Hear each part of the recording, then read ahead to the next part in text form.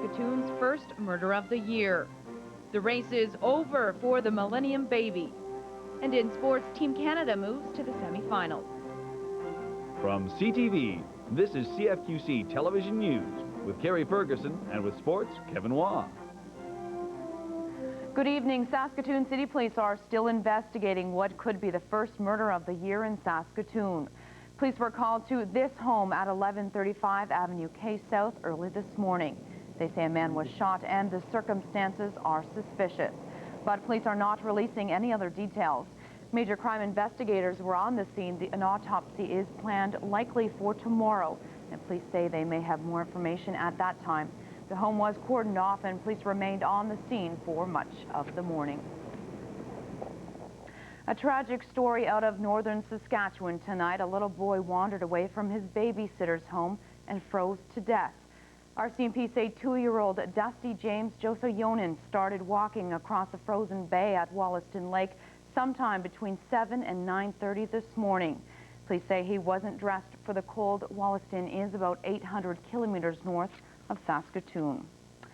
Y2K arrived without a hitch in Saskatchewan last night. Contrary to fears of Y2K devastation, everything seems to be up and running today. Aphrodite Salas has an overview of the activity last night.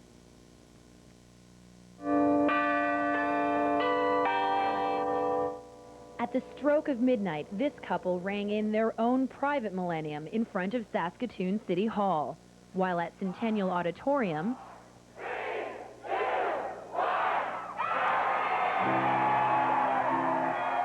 balloons floated onto the dance floor as revelers cheered and kissed to usher in the year 2000. High-energy crowds also packed the Delta Besborough Hotel. 750 people celebrated to a Mardi Gras band in one room, a swing band in another, and a comedy show with top 40 tunes through the night. A much different scene unraveled at the Saskatoon Police Department's Communications Center, where officials kept tabs on the city's utilities and services. Shortly after midnight, a Y2K report card for the city of Saskatoon. Undoubtedly, Saskatoon has met the Y2K challenge, and we have checked all of our essential systems are running normally. That includes power, gas, communications, emergency services, water and sewer services, and our computer infrastructure within the city. Chief Hewitt said that if there had been no Y2K hype, systems in Saskatoon may not have been ready in time for the rollover. There is no doubt in our minds that 14 months ago when we started into this initiative that there were systems that were not compliant. The $450,000 price tag not only dissolved Y2K worries, it updated Saskatoon's emergency services. I think if there's a legacy to Y2K, it's just that we have been able to beef up many of our systems to ensure that we don't have problems down the road. Back at the parties, Y2K was a mere afterthought. Well, the lights are still on, so that's good. It's great. Wonderful.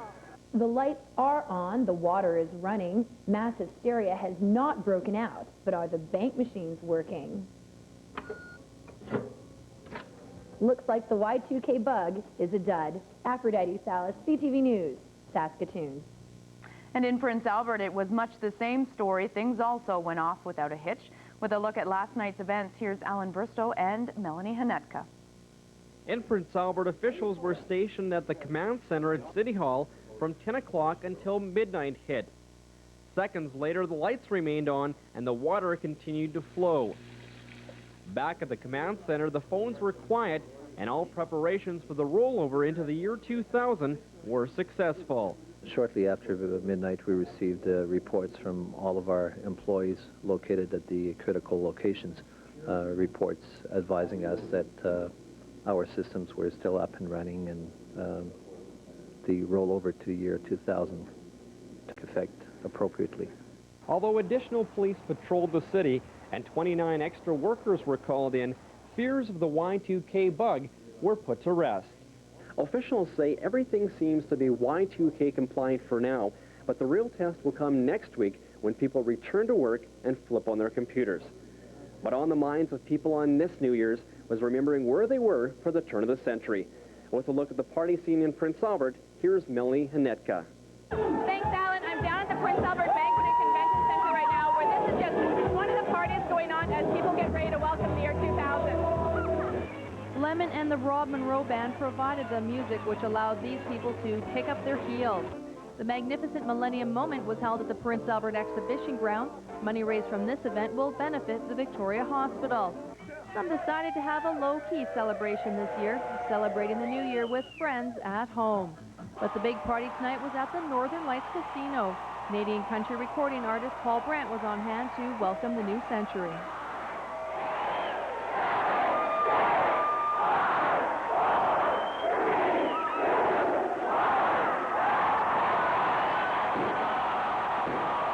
Reporting from Prince Albert, Alan Bristow and Melanie Hanetka for CTV News. Emergency workers and utilities say it was good preparation that made the changeover to the year 2000 so smooth. Jason Matity explains. Regina Airport is It took a lot of money and effort, but city officials studied maps. I'll let Bill know, and we'll get back to you. Are you going to be monitoring this, Peter? And with the help of shortwave radio operators, monitored services locally and around the world. Their mission? To ensure the year 2000 arrived glitch-free. While the evening went smoothly, the head of emergency planning for the city is reluctant to consider Y2K a non-event. Y2K, if we had done nothing about Y2K, we'd be probably in trouble right now.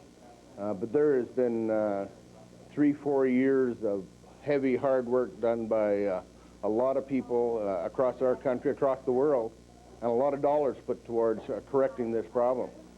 Saskatchewan health officials who monitor districts around the province heard of only a few minor Y2K problems. An old monitor defibrillator that was built in 1990, and when the new year turned over, it went back to 1990. Got confused, I guess, but there was a couple of small programs, one for admission of patients that went down, so they had to go back to the old paper method, things like that. But none of the ones that were reported had any patient risk involved. Major utilities like Sask Power say it was worth the $10 million expense to get their systems Y2K compliant. We had to be certain, and certainly the electrical industry that we're part of put a lot of effort into preparation.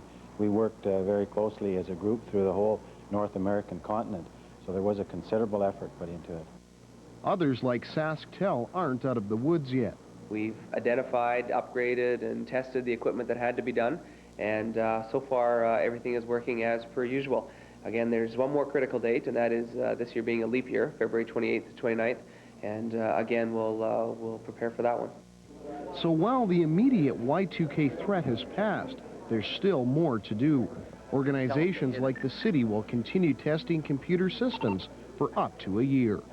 Jason Matity, CTV News, Regina. There was one noted computer glitch. Regina General Hospital's pharmacy was printing out prescriptions today, dated 1920.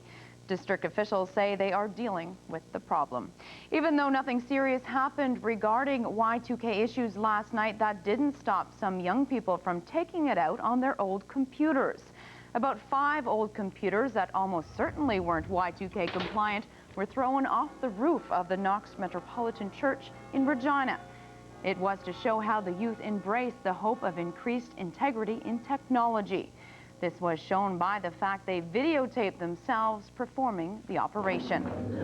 And in keeping with tradition, it was the annual New Year's levee with Lieutenant Governor Jack Weave. It is Weave's last levee, and he'll be replaced by Linda Haverstock later in the year. Today marked the last time for people to gather at Government House in Regina to meet Weave and his wife and to tour the house.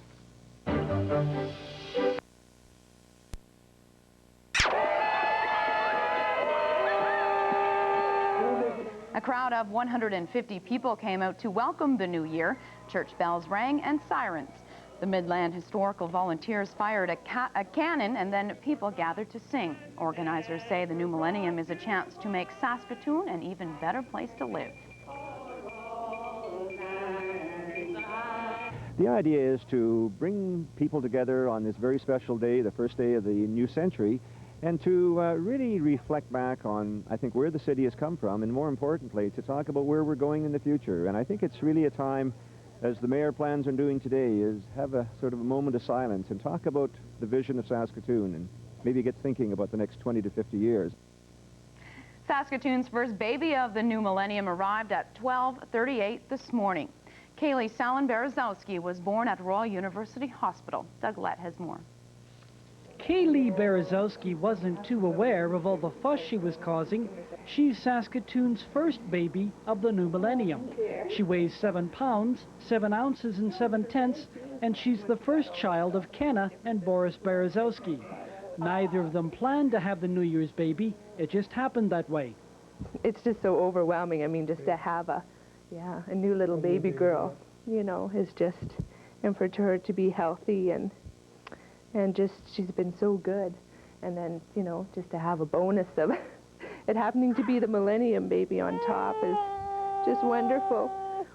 They may not have planned the New Year's baby, but already the gifts are starting to come in, like a car seat from the Saskatchewan Medical Association and a plaque from the hospital.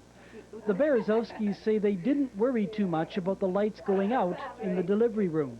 I think we both felt really secure that everything was going to be fine, but I mean, there's always the jokes that, you know, make sure you bring your battery flashlight along and all those kind of things. None of that was making much impression on Kaylee. She seemed content just to rest in her mother's arms. Doug Lett, CTV News, Saskatoon. And in Prince Albert, this is the first baby to arrive. Dorween Denego of One Arrow, Saskatchewan gave birth to a baby girl at 11 minutes after 3. The 9-pound, 10-ounce baby has not yet been named. For Denego, it was an honor to have Prince Albert's first baby of the century, and she had a very special country music artist come in and sing to her. Paul Brandt came in. I was surprised. I was just getting up. And I don't know, special.